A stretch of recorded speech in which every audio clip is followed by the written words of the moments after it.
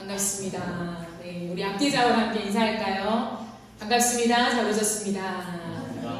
네, 우리 한 번 더 인사하실까요? 평안한 추석 보내세요. 시작. 평안한 추석 보내세요. 네, 감사합니다. 네, 추석 연휴 기간 동안에 목요 예배를 당연히 이어가야 하지만 개척교회인지라 좀 여러 가지 고민 속에서 그럼에도 불구하고 예배를 드리자라고 해서 오늘 예배를 드렸습니다.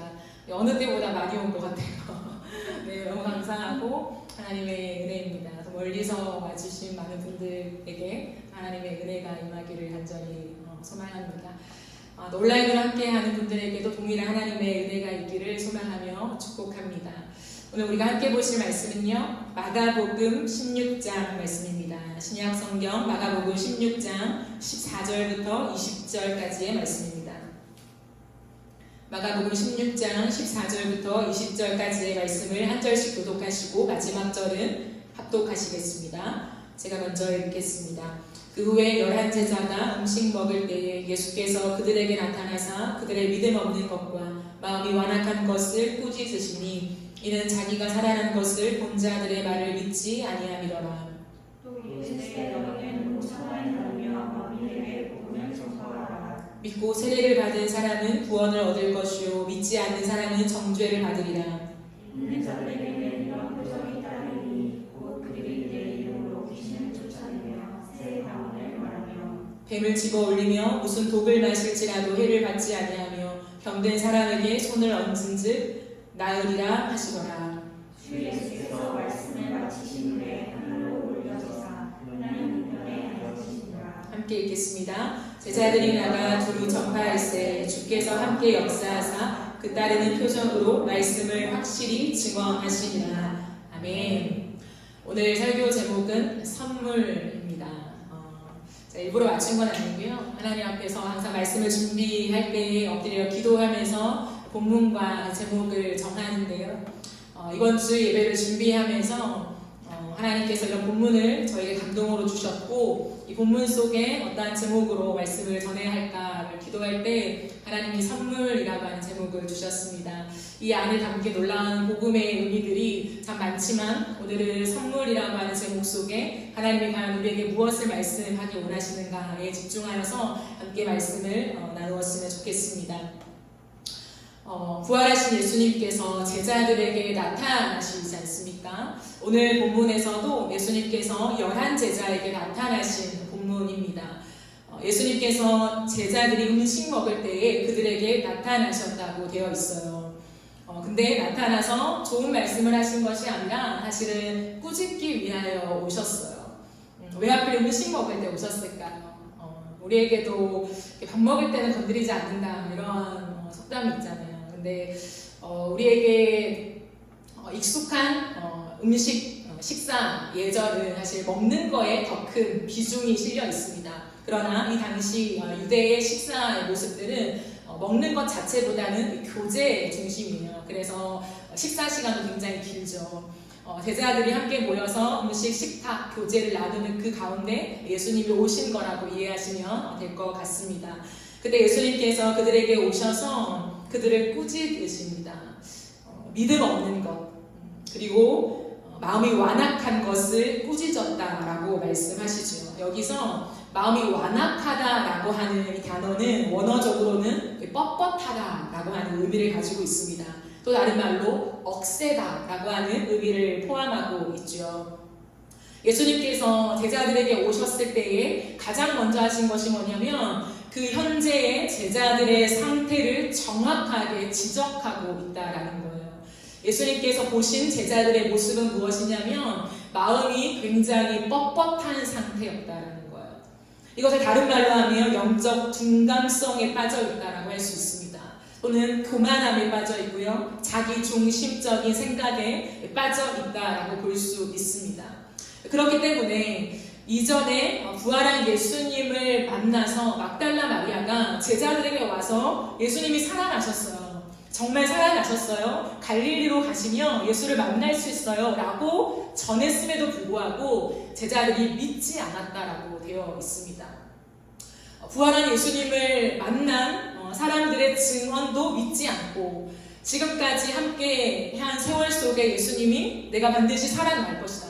그리고 갈릴리에서 우리 다시 만나자라고 하신 그 약속을 다 잊어버리고 살아왔다라는 거죠. 왜 그럴까요? 예수의 존재를 잊어버린 것이 아닙니다. 제자들 어떻게 예수의 존재를 잊겠어요? 하지만 자신들의 생각이 훨씬 더 강력했기 때문에 예수가 하신 말씀이 자신들의 인생을 끌고 갈 수는 없었다는 거예요. 자신들의 생각에는 예수가 죽었는데 어떻게 살아난단 말인가 이해되지 않는 것, 이 현실에 완전히 사로잡혀서 사람들이 전하는 부활 소식에도 전혀 마음의 요동함이 없었다라는 것을 지적하고 계십니다. 우리도 이 땅을 살아가면서 마음이 뻣뻣할 때가 있죠. 그런 경험이 있으십니까? 사실 마음이 뻣뻣하다라고 하는 게 맞는 말인지 모르겠어요. 종이가 뻣뻣하다 이런 건 이해가 되겠지만 그러나 우리가 곰곰이 생각해보면 내 마음이 참 뻣뻣하다라고 하는 게 무슨 의미인가 좀 끄덕여질 때가 있을 거예요. 누군가가 말을 해도 하나님이 끝없이 성경 말씀을 통해서 우리 가운데 말씀을 해도 좀처럼 마음이 움직여지지 않는 내 생각이 완고한 상태, 그 뻣뻣한 상태, 거센 마음, 그것이 지배하는 내 마음을 발견할 때가 있다라는 거예요.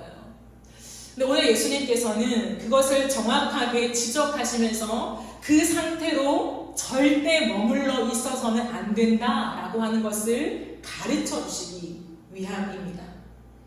뻣뻣해 있는 영적인 상태를 유연하게 만들기 원하셨다라는 거예요. 여기에 예수님의 사랑이 들어가 있어요. 그럼 우리는 혼내면 사랑이 아니라고 생각할 때가 많잖아요. 꾸짖으면 사랑보다는 날 미워하는 게 아닌가, 날 싫어할 거야 라고 하는 그런 좀 잘못된 생각이 우리 안에 내재되어 있는 것 같아요. 하지만 오늘 이 말씀 속에서 예수님은 분명히 제자들에게 오셔서 바로 그들의 상태를 지적하며 혼내십니다. 꾸짖으셨어요. 그러나 그 안에 사랑이 포함되어 있다는 거예요. 굳이 뻣뻣한 제자들의 마음을 돌이킬 이유가 무엇이겠습니까? 하지만 당신이 직접 선택한 제자들을 절대로 포기하지 않으시는 주님의 사랑이 들어가 있는 거예요. 그래서 그들을 가르치고 계십니다. 예수님은 혼내실 때요, 언제나 혼내는 게 목적이 아니었습니다. 혼낸 이후에 그들이 옳은 방향으로 돌이키기를 기대하시는 거죠. 잘못된 상태에 머물러 있기를 원하지 않으셨습니다. 그래서 믿음이 없는 상태를 크게 야단치고 계신 거죠. 근데 오늘 말씀을 곰곰이 보면 예수님께서 그들에게 그 상태를 벗어날 수 있는 방법을 제시하십니다. 그게 참 은혜죠. How to, 어떻게 할 건가에 대한 것들을 제시하고 있다는 거예요. 근데 이것은 반드시 기억하십시오. 하나님의 명령으로 떨어지십니다. 하나님은 사랑이세요. 그래서 제자들이 연약하고 믿음이 없는 그 상태에도 불구하고 그들을 포기하지 않으십니다. 그래서 찾아오셨어요. 근데 그럴 때 그들을 돌이키심의 방법 속에서는 이제 주님이 명령을 하신다는 거예요.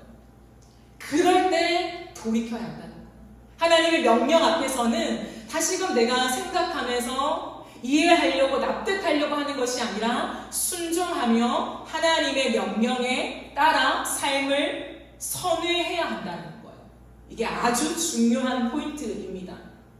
그러면 예수님께서는 그들의 상태를 회복시키는 방법으로 무엇을 명령하셨을까요? 오늘 본문을 보면 이해가 쉬워요. 그리고 여러분들이 많이 들어본 말씀일 것입니다. 그러나 저는 오늘 이 본문을 원래도 워낙 좋아했어요. 이 말씀 자체를. 그런데 다시 한번 정말 많이 읽으면서 저에게 이런 마음이 생겼습니다. 조금 유치할 수 있지만 한번 따라해 주시기 바랍니다. 확장 선물 세트. 시작. 확장 선물 세트. 확장. 한 번 더. 확장 선물 세트. 시작. 확장 선물 세트. 네. 확장 선물 세트를 주시면서 하나님이 그들을 회복시키시는 것 같아요. 과연 이게 무슨 말일까? 함께 나눠봅시다. 예수님께서 제자들의 그 영적 둔감성, 주님이 지적할 수밖에 없는, 나무랄 수밖에 없는 그 상태를 회복시키기 위해 쓰신 방법이 뭐냐면 선물을 주신 거라는 거예요. 확장이 무슨 뜻입니까? 확장은 범위, 규모, 이 세력 따위를 늘려서 넓히는 것을 확장이라고 합니다. 주님께서 주신 확장 선물 세트 첫 번째는 뭐냐면 범위의 확장입니다. 범위는 뭐냐면 일정하게 한정된 영역을 늘려서 넓히는 것을 범위라고 하죠. 제자들의 삶을 생각해 보세요. 제자들은 지금까지 갈릴리 촌동네에서 살아왔던 어부 출신의 사람들이 많습니다. 태어날 때부터 자신이 봐왔던 그 동네가 전부인 사람들이죠. 주변 사람들이 전부였어요. 그들이 거닐면서 살아온 환경 속에 만나는 사람들이 전부였다는 거예요. 그리고 지금은 로마 식민지 상태죠. 로마의 식민지 상태에서 억압받으며 살아가는 그 삶이 지극히 당연한 상태였다라는 거예요. 그들이 가진 것은 언제나 좁은 시야, 좁은 식견, 좁은 환경 속에서 그들은 살아왔습니다.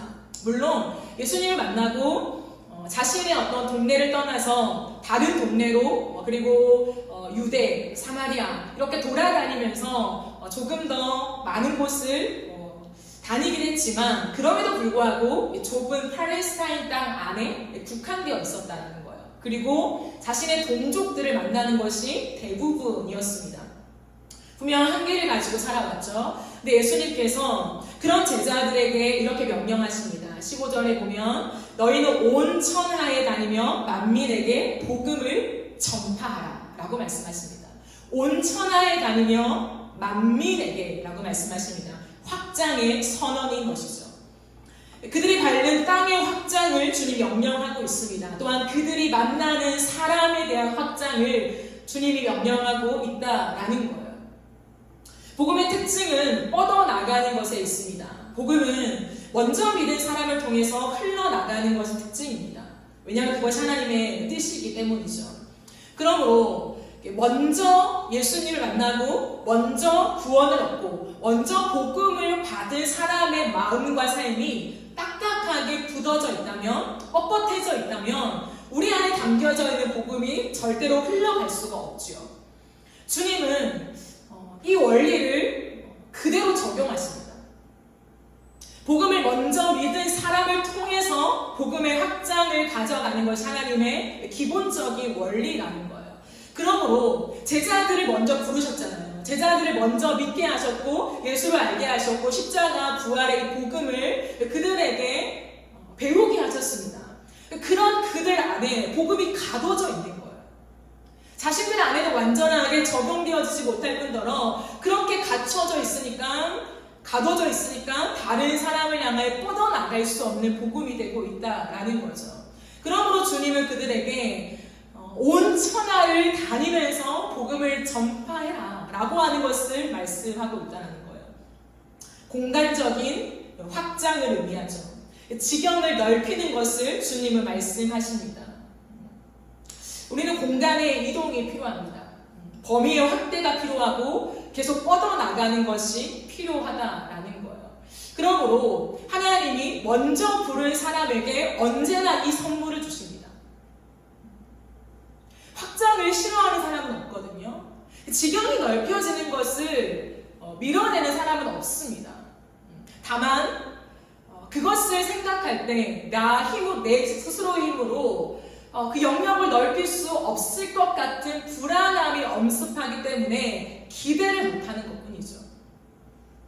모든 사람의 마음에는 확장과 지경이 넓어지는 것에 대한 사실 마음속에 기대가 있다는 거예요.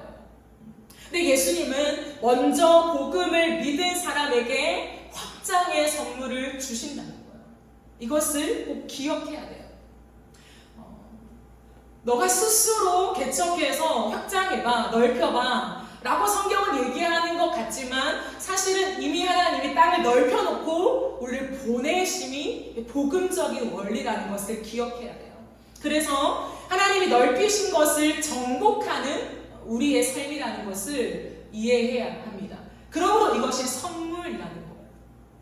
예수님은 제자들에게 오셔서 자신들의 한계, 보았던 것, 들었던 것, 경험했던 것 안에서 예수를 이해하고 복음을 이해하려고 했던 그들에게 천만에 너희에게 준 복음은 뻗어나가는 복음이다. 확장되는 복음이다. 너희의 살아왔던 환경과 생각과 식견 안에 복음을 가두지 말고 나가라 라고 주님이 그 선물을 풀어 헤치고 계시다는 거예요.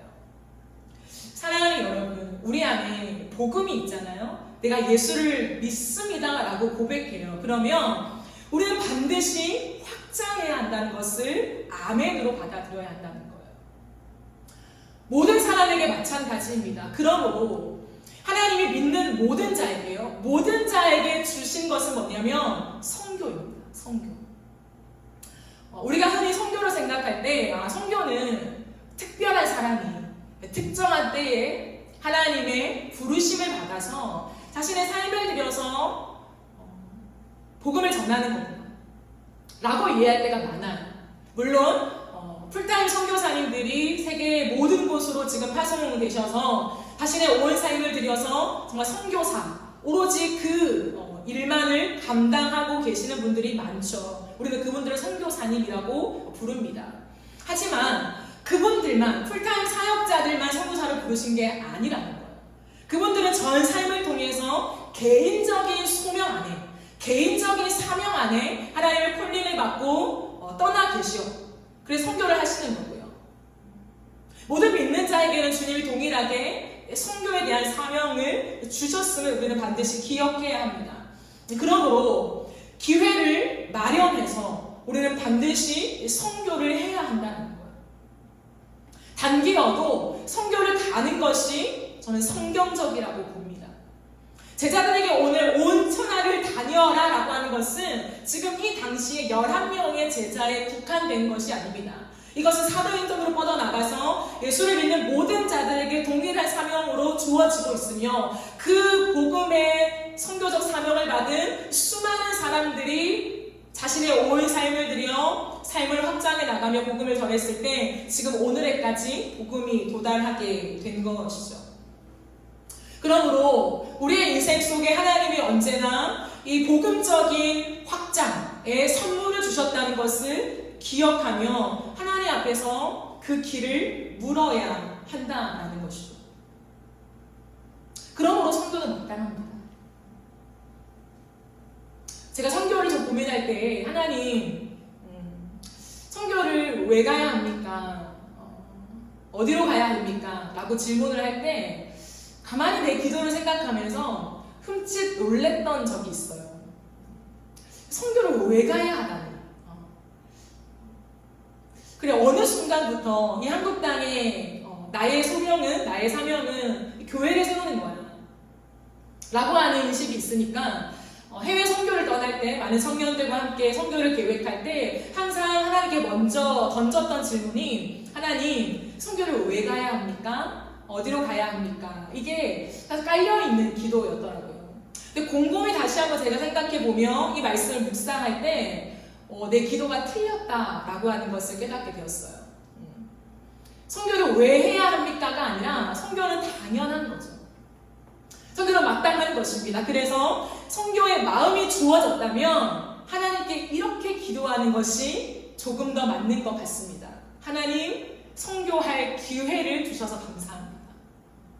한국 땅에서 이 땅의 국내적인 사역을 감당하는 건 참 귀하죠. 하지만 해외로 나가서 내가 밟아보지 못한 땅에 복음을 전한다는 것은 참 감사한 일이에요.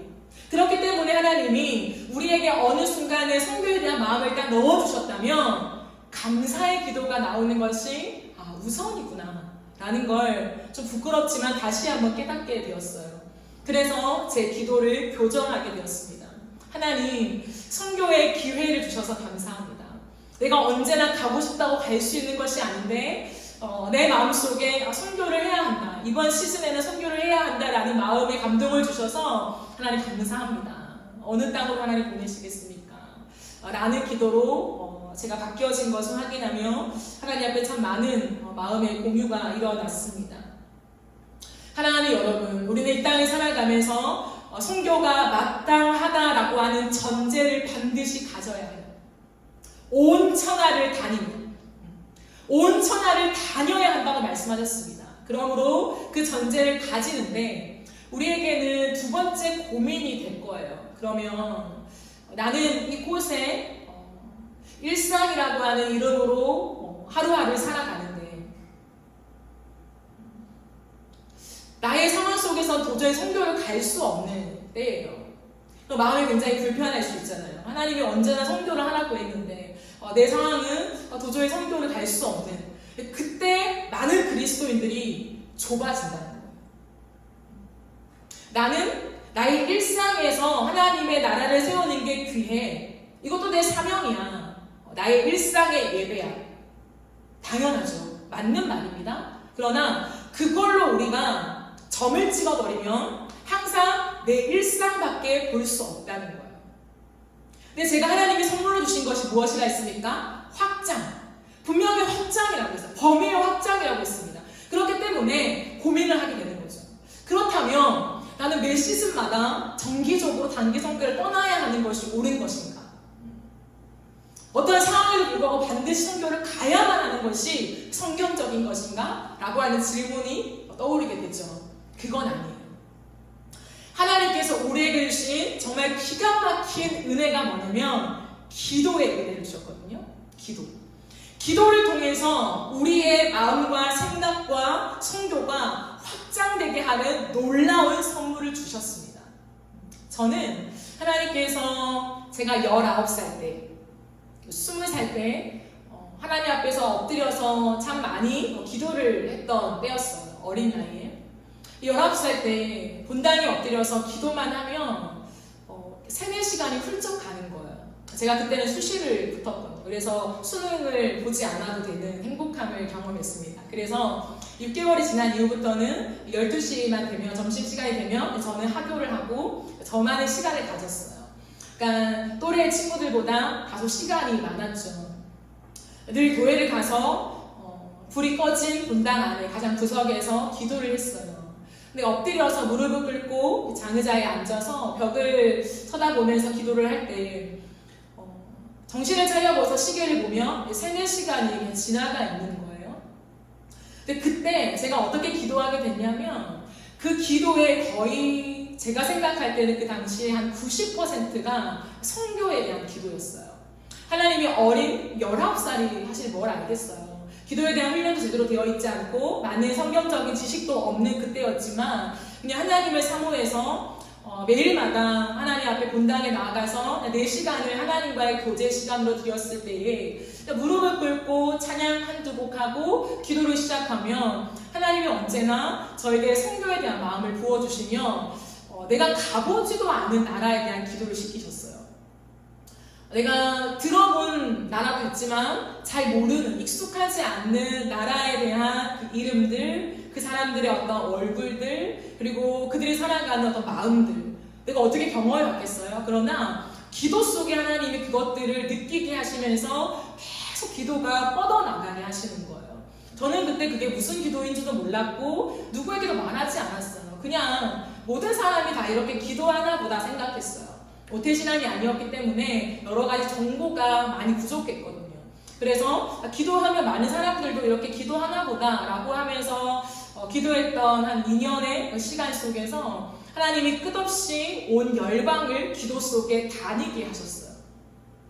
때로는 내가 아는 일본이나 어떤 중국이나 또 북한이나 이런 나라를 위해서 기도하게 하셨지만 때로는 저 오직 내가 그 나라가 있는지 그 종족이 있는지도 모르는 그러나 존재하는 것 같은 그 마음속에 정말 펑펑 울면서 하나님의 감동을 따라 때로는 방언으로 때로는 그냥 내 말로 하나님 앞에 기도를 하며 서너 시간을 훌쩍 넘겼던 그런 시간들이 있어요. 근데 지나오면서 제가 다시 한번 말씀을 체계적으로 배우고 복음이 무엇인가 선교가 무엇인가에 대한 정리가 이루어진 다음에 깨닫게 된 것이 뭐냐면 하나님께서는 우리로 하여금 직접 물리적인 공간을 이동하여서 다른 나라에 가서 선교를 하게 하시죠.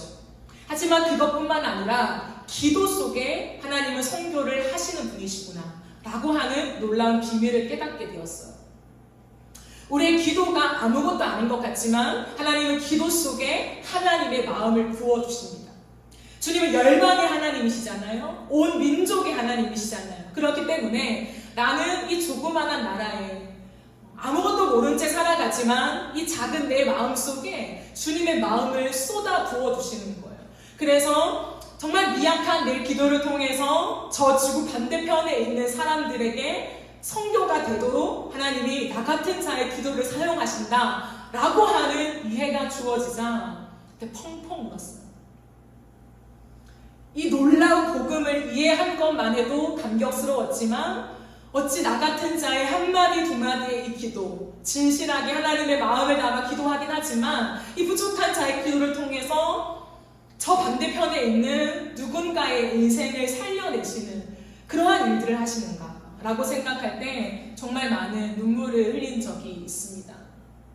사랑하는 여러분, 제가 여러분과 함께 나누고 싶은 건 뭐냐면 복음은 무조건 확장이라는 거예요. 그렇기 때문에 내가 한국에 있다. 나는 그냥 일반적인 직장인으로 너무 평범하게 그냥 일상을 살아가면서 하나님을 믿습니다. 괜찮아요. 좋아요. 하지만 거기에 머무르면 안 됩니다.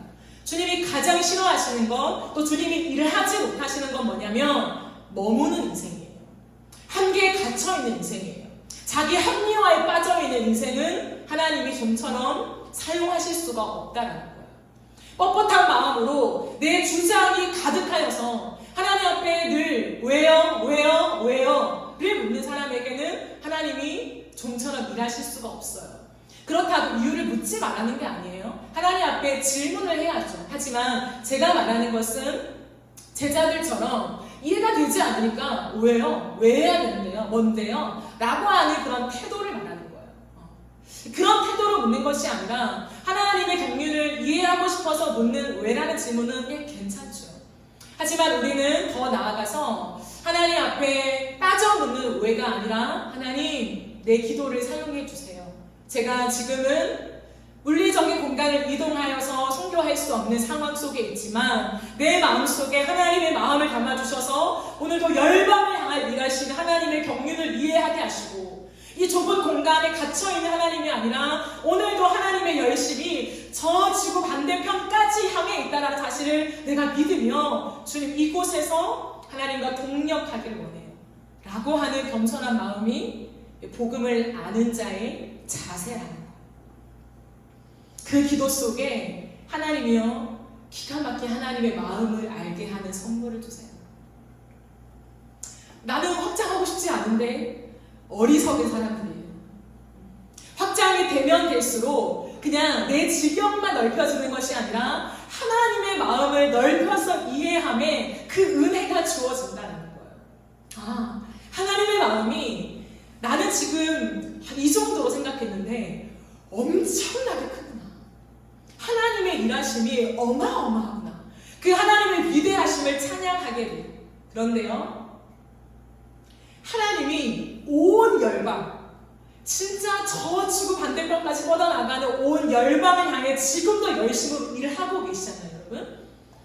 그 어마어마한 엄청나게 거대하신 하나님이 오늘 진짜 점도 안 되는 나 같은 인생의 기도를 주목하시고 내 신음소리도 주님은 버리지 않고 귀 기울여 들으시고 내가 오늘 무엇을 먹어야 할지, 뭐가 없는지, 어떤 고민에 시달리는지 그 모든 것을 읽어내신다는 사실이 합해졌을 때 우리는 주님을 향하여서 정말 가슴 터지는 예배자의 고백을 터뜨릴 수밖에 없다는 거예요. 이게 선물이에요. 하나님을 아무나 예배할 수 없어요, 여러분. 찬양을 부르는 시간이 우리에게 주어진다고 해서 다 동일하게 하나님을 온전히 예배할 수 있는 것 아닙니다.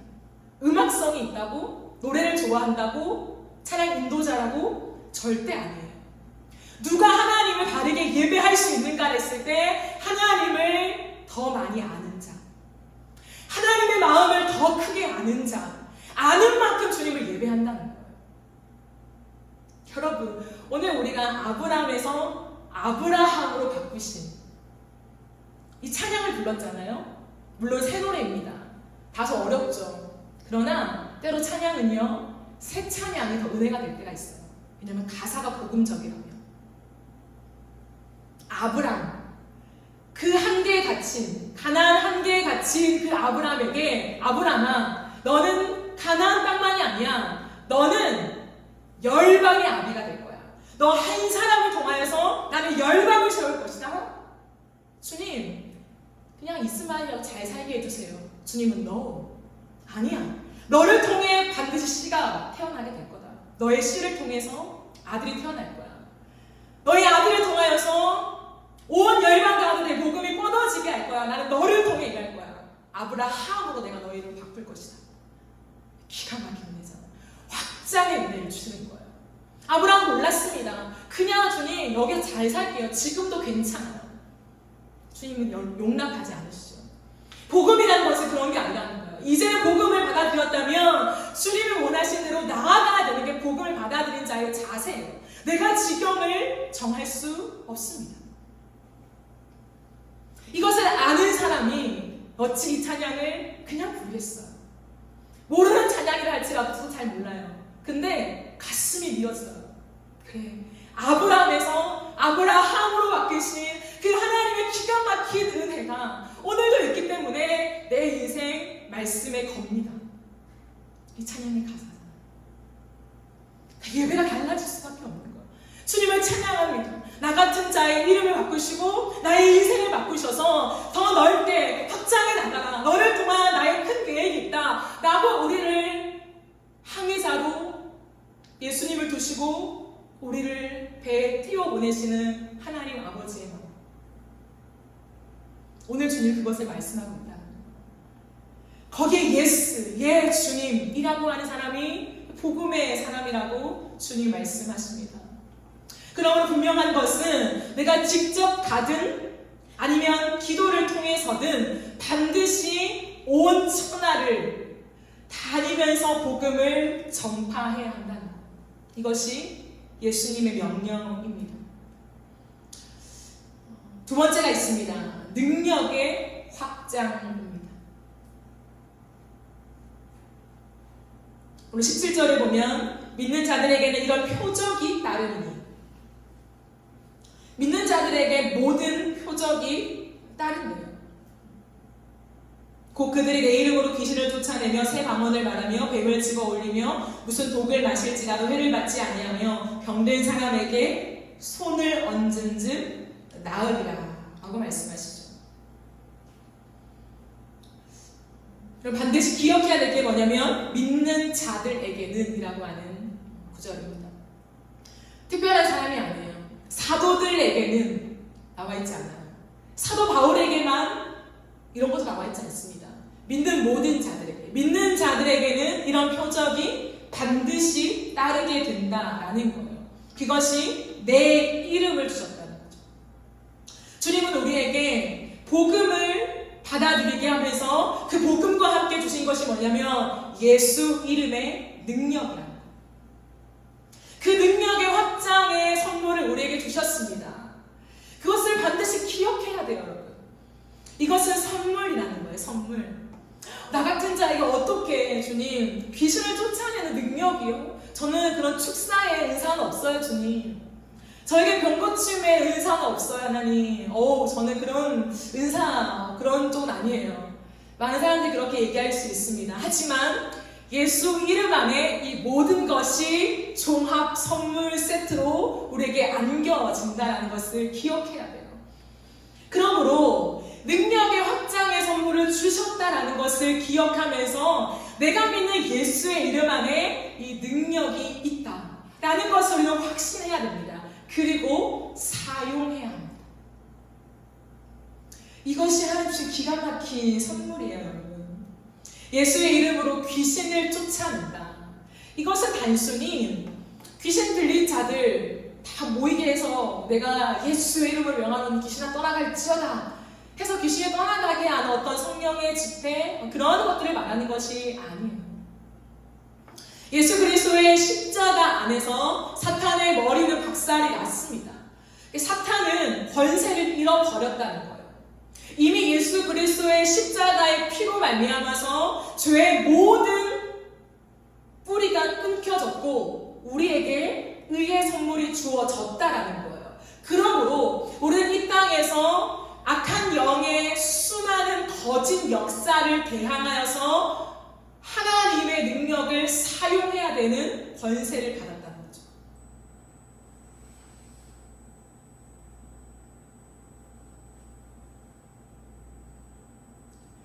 귀신을 내쫓는 능력을 주셨습니다. 그러므로 여러분, 귀신을 쫓아낸다. 오늘 제가 이걸로 다 설명을 할 수 없기 때문에 축소해서 설명을 하지만요. 귀신, 영적인 존재죠. 귀신 들린 자만을 얘기하는 게 아니라고 제가 말씀을 드렸습니다. 그러면 귀신의 활동을 얘기한다는 거예요. 귀신의 활동. 악한 영의 활동이요. 악한 영은 어떤 활동을 할까요? 지금도 활동을 해요. 가장 열심히 활동하는 게 뭐냐면 거짓말입니다. 이간질이에요. 속임수입니다. 그러므로 우리는 날마다 예수의 이름, 그 이름 안에 담긴 권세를 사용하면서 거짓의 영화 떠나갈지어다. 그리고 우리의 삶 속에 이간질하고 싶은 것, 거짓말하고 싶은 것, 속이게 만드는 것, 이 모든 것을 끊어내며 선언을 해야 해요. 개인에게도 있을 수 있습니다. 그러한 유혹이. 그리고 타인이 나에게 걸어오는 시험과 유혹이 반드시 있을 수 있어요. 거기에 넘어가면 안 돼요. 제가 다음 아마 목요 예배 때 조금 더 이러한 부분을 제가 잡아 설교하지 않을까 생각하고 있습니다. 그때 제가 혀에 대한 부분들을 자세히 다루게 될 것 같아요.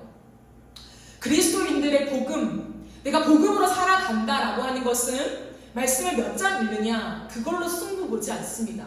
결국에는 삶의 태도이거든요. 삶의 태도가 계속 바뀌어가는 걸 말해요. 변화되어지는 거. 그때 가장 큰 특징이 뭐냐면 우리의 입술에서 거짓이 사라집니다. 이간질하고 싶은 삶의 패턴이 끊어지게 돼요. 삼삼오오 모여서 우리가 막 누군가를 요즘 말로 막 씻기 원하는 그런 게 없어져요. 거기에 사탄의 영이 틈탄다는 거죠.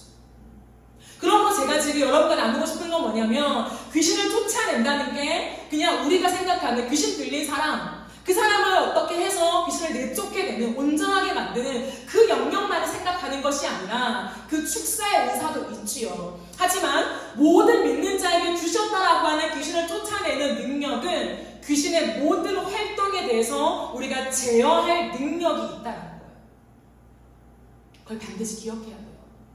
그러므로 오늘날 많은 그리스도인들에게도 아직도 사로잡혀 있는 가계의 저주, 그런 건 없습니다. 대대로 내려오는 가계의 저주, 나는 못 끊어. 영적으로 내가 무장해서 40일 기도를 해서 이걸 끊어내야 되나? 그렇지 않아요. 모든 믿는 자에게는 표적이 따른다. 예수의 이름으로. 그러므로 내가 예수님을 믿는다면 내게 끊어집니다. 그걸 두려워할 필요가 없어요. 예수 그리스도의 이름을 권세를 가지고 우리가 선포하며 그것을 믿으며 살아가면 되는 거예요. 그러므로 우리는 예수의 이름의 능력이 무엇인가를 다시 한번 곰곰이 묵상하며 자꾸만 사용하는 우리의 삶으로 확장해 나가야 한다는 거예요. 여기서 뱀을 집어 올리고 무슨 독을 마실지라도 해를 받지 않는다라고 하는 구절이 있죠. 이것은 하나님의 보호의 약속을 우리에게 말씀하시는 것입니다. 그런데 이것은 또한 사도행전 28장에서 바울에게서 성취가 되죠. 바울이 로마로 항해하는 도중에 멜리데 섬에 붙잡히게 됩니다. 그 멜리데 섬에 있을 때에 할 사건이 일어나죠. 사람들이 친절을 베푼다고 불을 피워줘요. 근데 그 불 속에서 불을 피우니까 독사가 나오는 거예요. 근데 바울이 그 독사를 만졌는데 사람은 난리가 난 거예요. 이제 바울은 죽는다. 죽을 수밖에 없었거든요. 근데 기다려도 바울이 안 죽는 거예요. 그래서 아는 사람들이 이건 사람이 아니라 신이야 라고 하는 그런 스토리가 있어요. 이것은 바울이 너무 신령해서 바울이 거의 신적인 수준이어서 그런 것이 아니라 믿는 자에게 나타나는 특징이라는 거예요. 물론 오늘날 대한민국에서는 이런 일들이 별로 일어나지 않죠. 너무나 의료 혜택이나 환경들이 좋아서. 하지만 송도지에서는 일어나죠. 뱀을 만져도, 독사를 만져도, 어떠한 독을 마셔도 해를 받지 않는 기적과 같은 역사가 지금도 일어난다는 거예요. 그러므로 이 능력은 유효합니다. 내가 마음껏 내 욕심과 나의 어떠한 의를 드러내려고 사용하면 안 드러나겠지만, 하나님이 필요한 때에 우리가 선언할 때 언제든지 일어나는 것이 예수의 능력이라는 것을 우리는 기억해야 할 것입니다. 그러므로 주님은 이것을 제자들한테 말씀하시는 거예요. 너희가 병든 자에게 손을 얹으면 나을 것이다. 여러분, 지금 치유의 역사가 있습니까? 없습니까? 있어요. 있죠. 다만 하나님은 일반적인 이러한 은총들을 우리가 사용하기를 원하세요. 그러니까 한국의 여러 가지 수준이 높아졌기 때문에 이러한 치유의 역사가 많이 일어나진 않죠. 하지만 일어나요. 일어납니다. 내가 보지 못하고 경험하지 못했다고 이것을 그건 은사주의자들이나 얘기하는 것들 이렇게 말하면 안 돼요.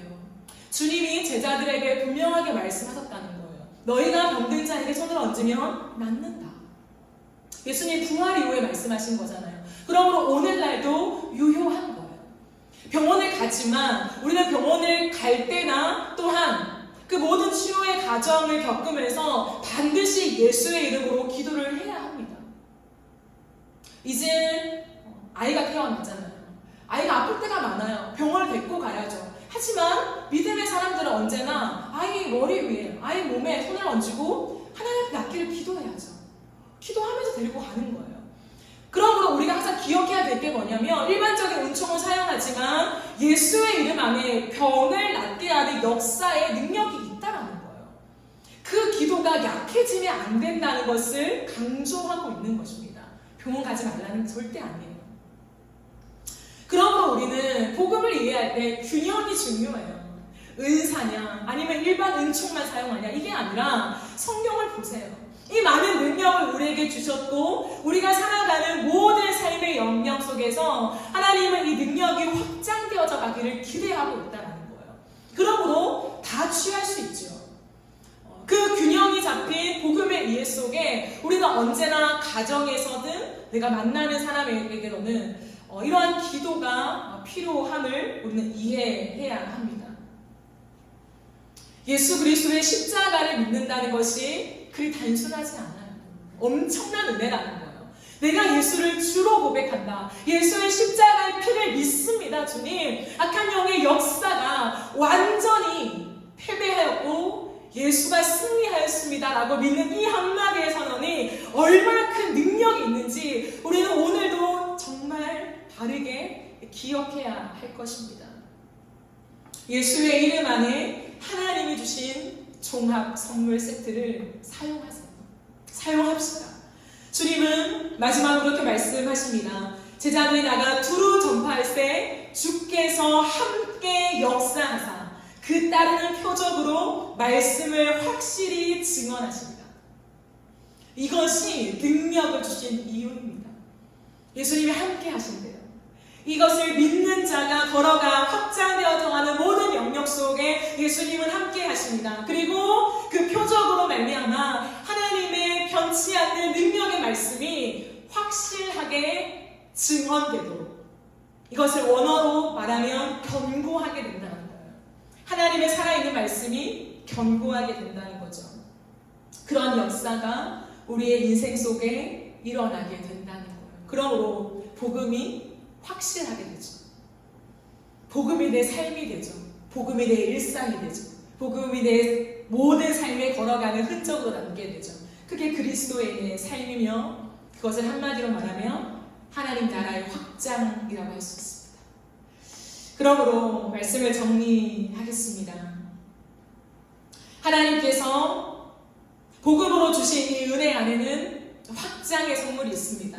범위의 확장이 있습니다. 그리고 능력의 확장이 있죠. 이것은 하나님 나라의 확장입니다. 주님은 오늘도 복음으로 무지하게 한 사람 한 사람들이 자신의 지경을 넓혀서 더 넓은 곳으로 나아갈 때 그리고 예수의 이름으로 모든 능력을 사용하게 되어질 때에 하나님의 나라가 확장되어져 갈 것을 반드시 우리에게 약속하고 있다는 것입니다. 그러므로 나 한 사람은 절대 작지 않습니다.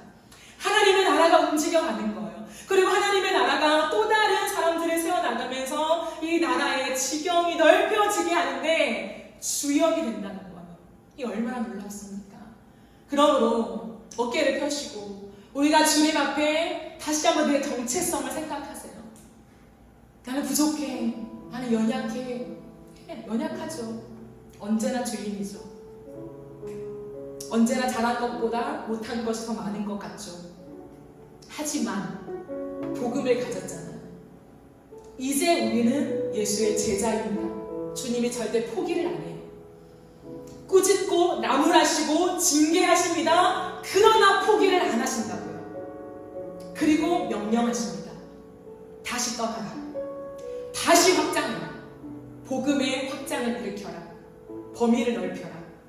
기도 속에라도 범위를 넓혀라. 능력의 확장을 일으켜라. 하나님 나라를 확장시켜가라. 이것이 우리의 삶입니다. 그 삶으로 나아가는 저와 여러분의 복된 인생이 되어지기를 간절히 바라고 소망합니다. 아멘. 우리 함께 찬양합시다.